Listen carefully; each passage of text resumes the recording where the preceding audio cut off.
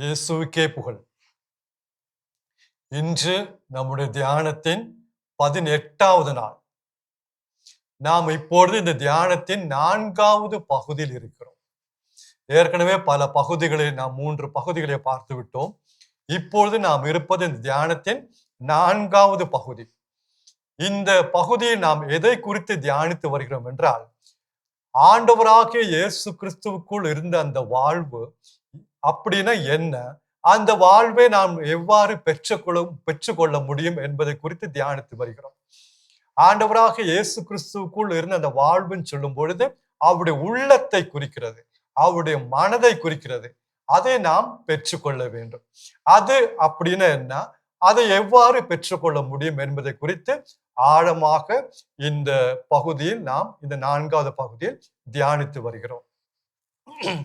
எப்போதுமே இந்த வாழ்வை நமக்கு கொண்டு வருபவர் தூய ஆவியானவர். அது நம்ம ஒருபோதும் மறக்கக்கூடாது. இது நம்முடைய சொந்த முயற்சியால் நாம் நேடெடுப்பது கிடையாது. அது தூய ஆவியானவர் தான் இந்த வாழ்வை நமக்குள்ள கொண்டு வரார். நம்முடைய ஒத்துழைப்புடன் அவர் செயல்படுகிறார். அவர் எப்பவுமே இயேசுவுக்குள் இந்த எடுத்து நமக்கு தருகிறார்.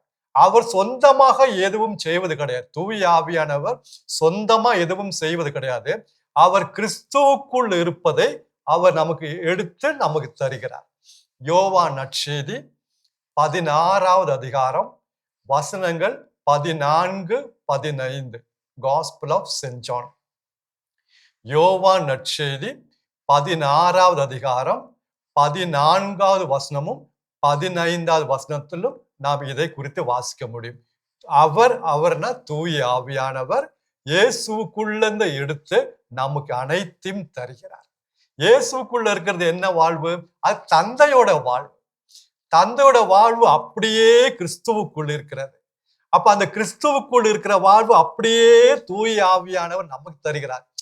என்ன அற்புதமான ஒரு காரியம் பாத்தீங்களா? நம்ம ஒரே குடும்பத்தை சார்ந்தவர்கள், தந்தையோட குடும்பம். கிறிஸ்து நம்மளும் ஒரே குடும்பத்தை சார்ந்தவர். அதனால தந்தையோட உள்ளம் கிறிஸ்துவுக்குள் இருக்கிறது. கிறிஸ்துவோட உள்ளம் இப்பொழுது நமக்கு தூய ஆவியோடு தருகிறார். இதுதான் கிறிஸ்துவ வாழ்வு. ஆக இந்த வாழ்வை குறித்து பவுலடிகளார் வேற விதமாக சொல்லுவார். இது ஆவியின் கனி என்று சொல்லுவார். அப்ப நமக்கு இன்னும் நன்றாக புரிகிறது. ஆவியின் கனியோ, கலாத்தியர் 5:22-23 வசனம். கலாத்தியர் 5வது அதிகாரம் 22வது வசனமும் 23வது வசனமும். ஆவியின் கனியோ அன்பு, மகிழ்ச்சி, அமைதி, பொறுமை, பரிவு, நன்னயம், நம்பிக்கை, கனிவு, தன்னடக்கம் அல்லது இச்சையடக்கம். நாம் நேற்றைய தினம் அன்பை குறித்து நாம் ஆழமாக தியானித்தோம். அன்பர்களே, இந்த இறை அன்பு, கடவுளுடைய அன்பு எங்க இருக்கிறதோ அங்க இருட்டுக்கு வேலையே கிடையாது. அங்க எப்பவுமே வெளிச்சம்தான் இருக்கும். இந்த அன்பு எங்க இருக்கிறதோ அங்கே சாத்தான் உள்ள வரவே முடியாதுங்க. தனிப்பட்ட வாழ்க்கையா இருக்கலாம் அல்லது குடும்ப வாழ்க்கையா இருக்கலாம். அன்பு எங்கு உள்ளதோ, அன்புனா இந்த அன்பு, இந்த ஆவியின் கனியான இந்த அன்பு, இந்த கிறிஸ்துவுக்குள் இருந்த இந்த அன்பு எங்க இருக்கிறதோ, இது தெய்வீக அன்புங்க. இந்த அன்பு எங்க இருக்கிறதோ அங்க இருட்டுக்கு ஆட்சியே கிடையாது, வேலையே கிடையாது. அன்பார்ந்தவர்களே, அடுத்தபடியாக நாம் அடுத்த பண்பு பார்ப்போம், மகிழ்ச்சி. அன்பு முடிந்தவுடனே மகிழ்ச்சி. எப்பவுமே அன்புல தாங்க ஆரம்பிக்கிறார். ரொம்ப முக்கியமானது மகிழ்ச்சி. மகிழ்ச்சின்னு சொல்லும் போது நாம் எப்பவுமே சிரித்து கொண்டிருக்க வேண்டும் என்ற அர்த்தம் அல்ல. நம்ம எப்பவுமே சிரித்து கொண்டு இருக்க முடியாது. நம்ம உறவினர்கள், நமக்கு நெருக்கமானவர்கள், நாம் அன்பு செய்தவர்கள் யாராவது இறந்து விட்டா நம்ம எப்பவுமே சிரிச்சுட்டு இருக்க முடியாது. லாசர் இறந்ததை அறிந்த இயேசு கண்ணீர் விட்டு அழுதார், சிரிக்கல. ஆக மகிழ்ச்சின்னு சொல்லும் பொழுது சிரித்து கொண்டே இருக்க வேண்டும் என்ற அர்த்தம் அல்ல. இந்த மகிழ்ச்சிங்கிறது உள்ளத்தின் ஆழத்தில் இருக்கக்கூடிய ஒரு பண்புங்க. இந்த மகிழ்ச்சி அது நமக்கு நெருக்கமானவர்கள் இறந்துட்டா கூட இந்த உள்ளத்தின் ஆழத்தில் இந்த மகிழ்ச்சி இருக்கும்.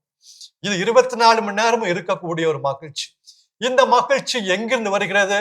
நமக்கும் கடவுளுக்கும், அதாவது தந்தைக்கும் உள்ள உறவிலிருந்து வருகிறது.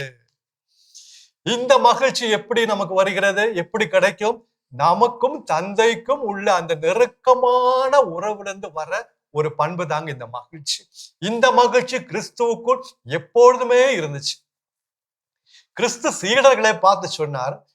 லூக்கா நற்செய்தி 10வது அதிகாரம் 20வது வசனம்.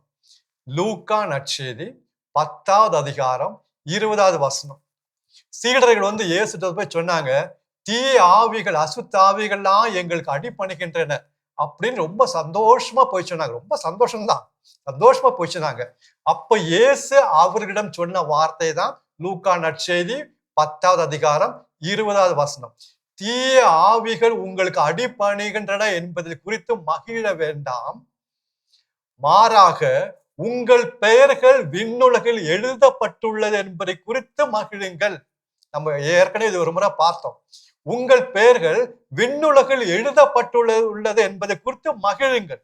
அது விண்ணுலகத்துல நம்மளோட பேர் எங்க எழுதியிருக்காங்க? தந்தையோடைய உள்ளங்கையில் எழுதியிருக்காங்க. அது நெருக்கமான உறவை காட்டுகிறது.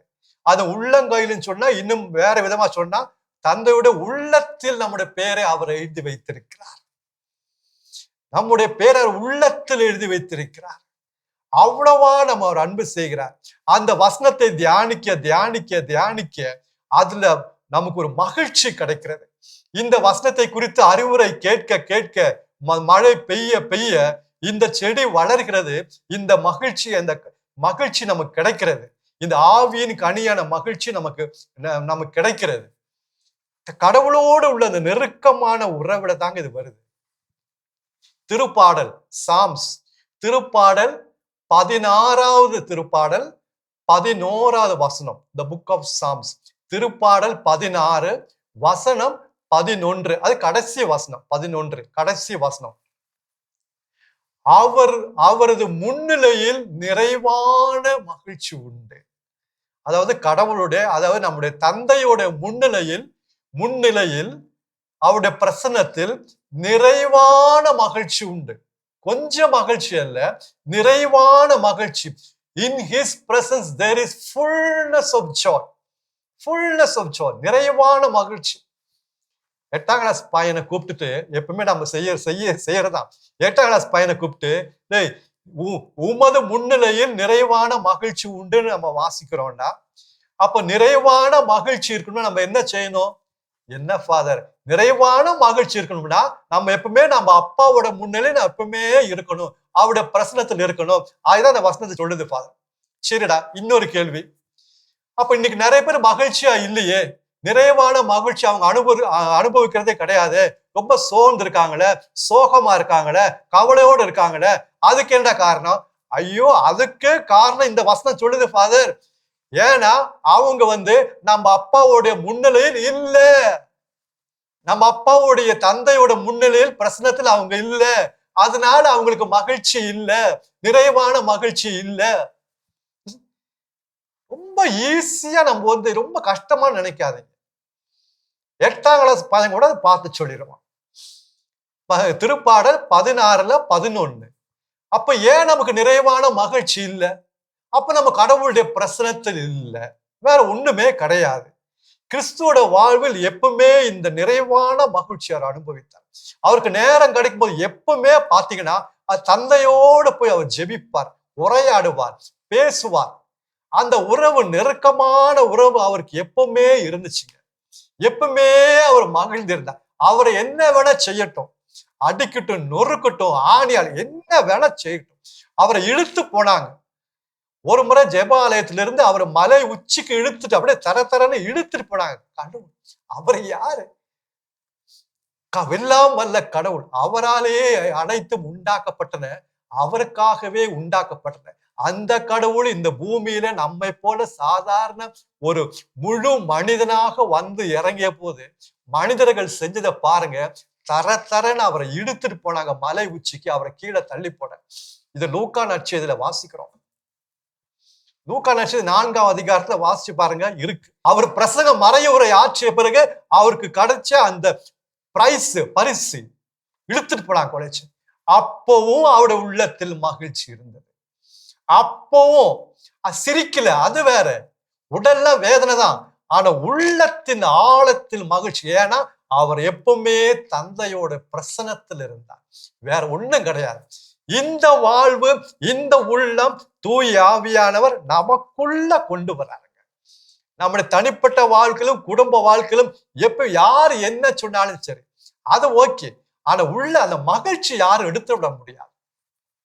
அவருடைய முன்னிலையில் எப்பொழுதும் நிறைவான மகிழ்ச்சி உண்டு. சரி, ஒரு ஒரு பையன், ஒரு ஆளு ஒர்க் அட் ஹோம் எல்லாம் கேள்விப்பட்டிருக்கீங்களா?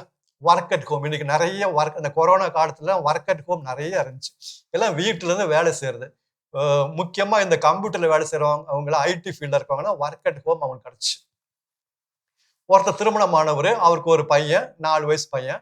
இவர் ஒர்க் அட் ஹோம் ஒரு வீட்டுல, அவருடைய வீட்டுல ஒரு அறையில இருந்து கதவை சாத்திட்டு ஒர்க் அட் ஹோம் பண்ணிட்டு இருக்காரு. கம்ப்யூட்டர்ல வேலை பார்த்துட்டு இருக்காரு, வேற ஒண்ணும் இல்லை. அப்ப திடீர்னு பார்த்தா கதவு மெதுவா திறந்துச்சு. கதவு திறந்து யாரு? இவருடைய 4 வயசு பையன் கதவை திறந்து அப்படி அப்பா பார்த்துட்டே இருந்தான். உடனே அப்பா அவனை பார்த்து, ஏய் என்னடா கண்ணா, என்ன என்னாச்சு, உனக்கு ஏதாவது வேணுமா? ஒண்ணும் இல்ல, ஒண்ணும் இல்ல, ஒண்ணும் இல்ல. சரி, அப்பா வேலை பார்த்துட்டே இருந்த, கம்ப்யூட்டர் வேலை பார்த்துட்டே இருக்கு. இன்னும் கொஞ்சம் நேரம் கழிச்சு பார்த்தா இவன் பாதி அந்த ரூமுக்கு பாதி வந்துட்டான். உடனே அவர் பையன்ட்ட, என்னடா, என்ன வேணும் உனக்கு, என்ன ஆச்சு சொல்டா. ஒண்ணும் இல்ல, ஒண்ணும் இல்ல. அப்ப வேலை பார்த்துட்டே இருந்தாரு. கம்ப்யூட்டர்ல அவர் பார்த்து வேலை பார்த்துட்டே இருந்தாரு. கொஞ்ச நேரம் கழிச்சு பார்த்தா இந்த பையன் அப்பாவோட கால்ல வந்துட்டான். கால அந்த தொடைய தொட்டு நிக்கிறான், அப்படியே பக்கத்துல நிக்கிறான். டேய் உனக்கு என்னடா வேணும், உனக்கு என்ன ஆச்சு, ஏதாவது வேணுமா, யாரா ஏதாவது சொன்னாங்களா சொல்டா. ஒண்ணும் இல்ல, ஒண்ணும் இல்ல. சரி, ஒண்ணும் இல்ல. அவன் அப்படியே இருந்துட்டே இருந்தான், பேசாம இருந்துட்டே இருந்தான். அவங்க அப்பா, அந்த பையனோட அப்பா வந்து கம்ப்யூட்டர்ல வேலை பார்த்துட்டே இருக்காரு. கொஞ்ச நேரம் கழிச்சு பார்த்தா இந்த பையன் அந்த அப்பாவோட மடியில ஏறி உட்கார்ந்துட்டாங்க. ஏறி உட்கார்ந்துட்டான். அவனுக்கு அதுவே போதும். அவனுக்கு வேற ஒண்ணுமே வேண்டாம். அந்த அப்பாவோட பிரச்சனத்துல, அப்பாவோட மடியில இருக்கிறது அவனுக்கு போதும். வேற ஒண்ணுமே அவனுக்கு வேண்டாம். இதுதாங்க கிறிஸ்தவ வாழ்வு. எப்பவுமே அவருடைய பிரச்சனத்துல இருப்பது. வண்டி ஓட்டும் போது கூட அவருடைய பிரச்சனத்துல இருக்கலாங்க. சமைக்கும் போது கூட அவருடைய பிரச்சனத்துல இருக்கலாங்க. தூங்கும் போது கூட அவருடைய பிரச்சனத்துல இருக்கிறாங்க. குளிக்கும் போது கூட அவருடைய பிரச்சனத்துல இருக்கிறாங்க.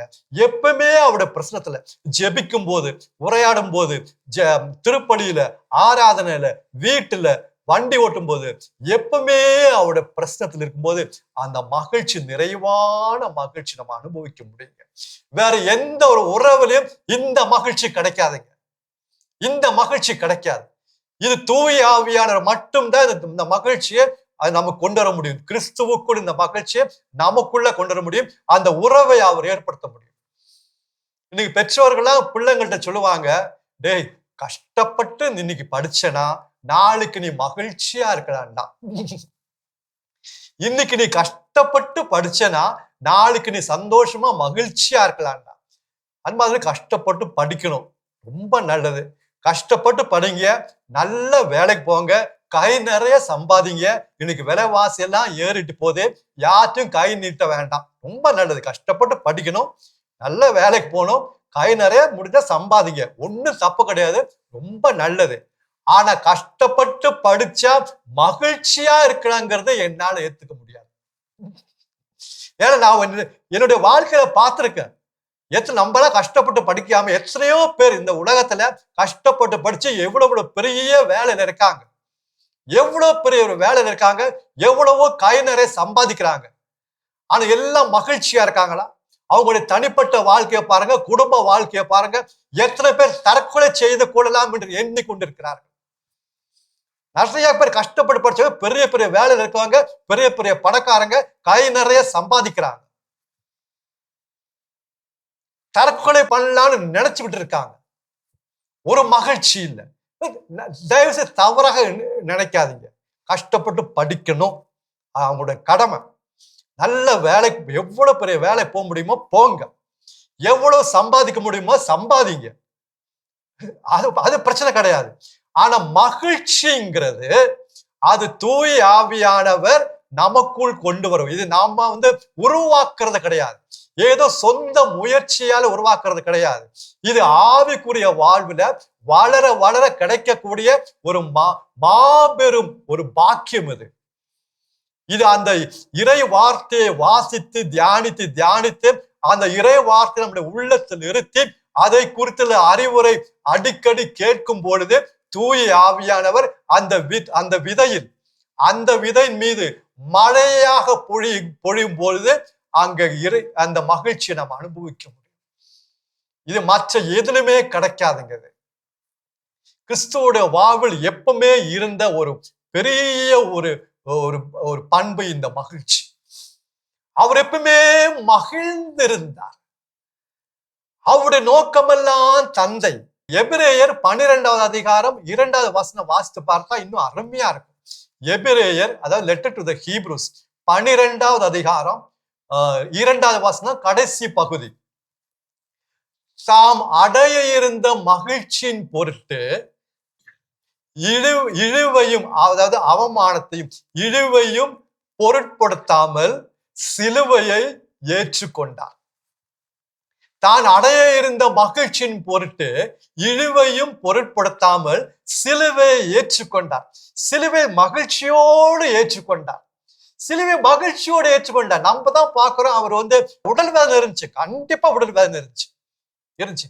ஆனா இருந்தாலும் அவருக்குள்ள ஒரு மகிழ்ச்சி இருந்துச்சு. என்ன காரணம்? அவர் தந்தையோடு இருக்க போகிறார். அந்த வசனம் அப்படிதான் முடியுது. எபிரேயர் 12வது அதிகாரம் 2வது வசனம் அப்படிதான் முடியுது. இப்பொழுது அவர் தந்தையின் வல பக்கத்தில் அமர்ந்திருக்கிறார். தாம் அடைய இருந்த மகிழ்ச்சியின் பொருட்டு இழிவை பொருட்படுத்தாமல் சிலுவையை ஏற்றுக்கொண்டார். இப்பொழுது அவர் தந்தையின் வல பக்கத்தில் அமர்ந்திருக்கிறார். நான் தந்தையோடு இருக்க போறேன், அந்த அவருடைய வல பக்கத்துல இருக்க போறேன், எனக்கு அது போதும், நீங்க சிலுவையா கொடுங்க. எவ்வளவு பெரிய சிலுவை, எவ்வளவு பாரமான சிலுவை, நான் ஏற்றுக்கொள்கிறேன். என்னுடைய முகத்தை துப்புறீங்களா, துப்புங்க. என்ன அவமானப்படுத்துறீங்களா, அவமானப்படுத்துங்க. என்னுடைய ஆடையெல்லாம் எடுக்கிறீங்களா, எடுத்துக்கோங்க. எவ்வளவு பெரிய அவமானம், பரிகாசம், கிண்டல் எல்லாம் சாட்டையால் அடிக்கிறீங்களா, அடிச்சுக்கோங்க. எனக்கு அவருடைய விருப்பத்தை நிறைவேற்றுவது தாங்க எனக்கு மகிழ்ச்சி. அதான் அவருடைய விருப்பத்தை நிறைவேற்றுவதில் நான் மகிழ்ந்திருக்கிறேன். அதான் கிறிஸ்து சொல்றார். நான் கடைசியில் அவர்கிட்ட தான் போறேன். I'm full of joy, the fullness of joy. அந்த நிறைவான மகிழ்ச்சியை நம்ம கொண்டு வரதாங்க அவர் கீழே இறங்கி வந்தார். அவர் விண்ணுலகில் தந்தையோடு ஒன்றாக சேர்ந்திருந்த பொழுது அவர் அனுபவித்த அந்த மகிழ்ச்சி நீங்களும் நானும் அனுபவிக்க வேண்டும் என்ற அந்த ஒரு எண்ணத்தோடு தாங்க அவர் இவ்வளவும் பாடுபட்டார். தந்தையோடு கொண்டு போய் சேர்க்க தாங்க அவர் மரித்தார்.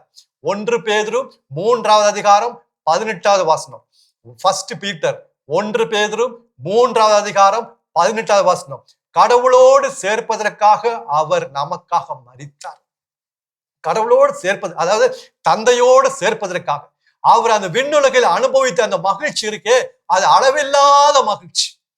அந்த மகிழ்ச்சி நீங்களும் நானும் இந்த பூமியில் இப்பொழுது வாடும் பொழுது உள்ளத்தில் அனுபவிக்க வேண்டும் என்று அவர் அவ்வளவு ஆவல் கொண்டார். எனவே இறங்கி வந்தார். அந்த உள்ளத்தை, அந்த மகிழ்ச்சி, நமக்கு அந்த நிறைவான மகிழ்ச்சி அவர் தந்தார் தம்முடைய மரணத்தின் வழியாக. ஒரே நாள் நம்ம பெற்றுக்கொள்வது முடியாது. அது ஒவ்வொரு நாளும் இந்த மகிழ்ச்சியை நாம் பெற்றுக்கொள்கிறோம். தூய ஆவியானவர் நமக்கு தருகிறார். நாம் ஒத்துழைக்கும் பொழுது, when we cooperate with him, அந்த இறை வார்த்தையில தாங்க அவர் செயல்படுறாரு. அன்பான சகோதர சகோதரிகளே, நாம் இந்த பண்புகளை, இந்த ஆவியின் கனியான இந்த பண்புகளை நாம் தியானித்து வருகிறோம். இந்த வார்த்தை நம்ம மட்டும் கேட்டா பத்தாதுங்க, போதாது. நம்முடைய பிள்ளைங்களும் கேட்க வேண்டும். நம்முடைய பசங்க, நம்முடைய பிள்ளைங்க, நம்முடைய மக்கள், நம்முடைய அடுத்த தலைமுறைகளாம் இந்த வார்த்தையை கேட்கணும். அதுக்கு நீங்க ஒரு வாய்ப்பை செஞ்சு கொடுங்களேன். நீங்க மட்டும், பெற்றோர்களாகிய நீங்க மட்டும் உட்கார்ந்து கேட்கறது பத்தாதுங்க. அவங்கள படிக்க விட்டு, இல்ல படிக்கட்டும், வேலை செய்யட்டும், என்ன வேணா செய்யட்டும், அவங்கள அவங்க கேட்க ஒரு வாய்ப்பையாவது பண்ணி கொடு. அவங்க கேட்காட்டினா பரவாயில்ல, ஆனா அவங்க கேட்கக்கூடிய ஒரு வாய்ப்பு அவங்க சொல்லுங்க. இந்த மாதிரி இருக்குப்பா, இதை போட்டு கேளுப்பா, நீங்க போட்டு கேட்டியா, உனக்கு அதுல என்ன புரிஞ்சு, கொஞ்சம் கேள்வி கேளுங்க. என்ன சொன்னாரு ஃபாதர், இன்னைக்கு எந்த வசனத்தை சொன்னாரு, அது சொல்லு பார்ப்போம் அப்படின்னு கேளுங்க. ஒரு உரையாடல் நடத்துங்க. அவங்களுக்கு ஒரு வாய்ப்பு தாங்க. அவங்களும் நாளைக்கு மகிழ்ச்சியா இருக்கட்டுங்க. இந்த கிறிஸ்துவுக்குள் இருந்த மகிழ்ச்சி நாளைக்கு அனுபவிக்கட்டுங்க. இன்னைக்கு இவங்க நாளைக்கு வளர்ந்து திருமணமாகி வேலைக்கு போய் குடும்ப வாழ்க்கையில எவ்வளவு பிரச்சனை, எவ்வளவு பிரச்சனை. கொடுக்க வேண்டியதை கொடுக்கல, மகிழ்ச்சியை கொடுக்கல. பாக்கி பணத்தை கொடுத்தோம், வேலையை கொடுத்தோம், படிப்பை கொடுத்தோம், வீடை கொடுத்தோம், காரை கொடுத்தோம், ட்ரெஸ்ஸை கொடுத்தோம், ஸ்கூல் ஃபீஸை கொடுத்தோம், எல்லாம் கொடுத்தோம். கொடுக்க வேண்டியதை கொடுக்கலையாங்க. அந்த இறை வார்த்தையை கொடுக்கலங்க. எத்தனை பிள்ளைங்க இன்னைக்கு பசங்க மன நோயாளிகளை தெரியுறாங்க, மகிழ்ச்சியை தேடி அலையறாங்க, தவறான உறவுல போய் சிக்கிக்கிறாங்க. உள்ளத்துல மகிழ்ச்சிக்கா சந்தோஷம் இல்ல, மகிழ்ச்சி இல்ல. அதனால இறை வார்த்தை கேட்கும் நீங்கள் நம்ம பிள்ளைங்களுக்கு அவங்களுக்கும் இந்த வாய்ப்பை உண்டாக்கு கொடுங்க. அவங்களுடைய தூய ஆவியானவர் கொண்டு வர இந்த மகிழ்ச்சி, இந்த ஆவியின் காரியம் மகிழ்ச்சியை அவங்க அனுபவிக்கட்டும். இன்னைக்கு அவங்க கேட்டுட்டு போலாம். ஆனா ஒரு நாள் அவங்க வாழ்க்கையில பிரச்சனை வரும்போது இந்த வார்த்தை அவங்க தியானிப்பாங்க. எங்க அப்பா அப்பா அன்னைக்கு சொன்னாங்களே அப்படின்னு அவங்க எண்ணி பார்ப்பாங்க. அதே போல நீங்களும் உங்களுடைய குடும்ப வாழ்க்கையில இந்த மகிழ்ச்சியோடு இறை வார்த்தையை வாசித்து அந்த விதையை உள்ளத்துல பதிய வைங்க. அறிவுரை, இன்ஸ்ட்ரக்ஷன்ஸ், மறைவுரை, பிரசங்கம், இந்த நற்செய்தி கூட்டணியில இறை வார்த்தை நிறைய கேளுங்க. அது மழையா பொழியட்டும். இந்த குடும்ப வாழ்க்கை, இந்த மகிழ்ச்சி நீங்க பகிர்ந்து கொள்ளுங்க. ஜெபிப்போம். தூய ஆவியானவர் அதுக்காக தான் வந்திருக்காரு. அவர் அதில் தூய ஆவியானவர் பறவை கிடையாது, ஒரு புறா கிடையாது, ஒரு ஆளு. அவர் வரும்பொழுது அப்படின்னு இருக்கும். ஏசு அப்படி எப்படி சொல்லுவார்? அவர் வரும்பொழுது அவர் ஒரு மனித, ஒரு ஆளுங்க, உடல் இல்லாத ஒரு ஆளு. அவர் வரும்பொழுது, தூய ஆவியானவர் வரும்பொழுது இந்த மகிழ்ச்சியை நமக்குள்ள அந்த அருளை கொண்டு வருகிறார். ஜெபிப்போம்.